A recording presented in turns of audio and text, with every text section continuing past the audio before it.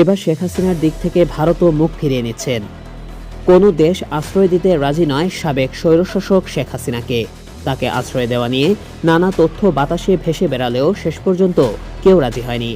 ভারতও চেষ্টা করেছিল হাসিনাকে তৃতীয় কোনো দেশে পাঠাতে, কিন্তু ফিনল্যান্ড, যুক্তরাজ্য, সংযুক্ত আরব আমিরাত কেউই রাজি হয়নি। এমন মুহূর্তে ভারতেই থাকতে হচ্ছে শেখ হাসিনাকে।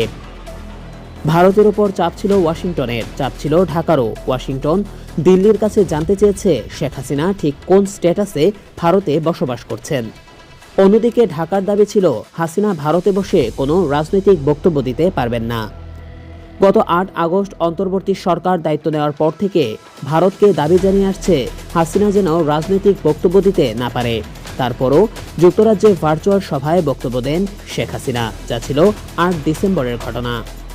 পরদিন ৯ ডিসেম্বর ঢাকায় আসেন ভারতের পররাষ্ট্র সচিব বিক্রম মিশ্রি।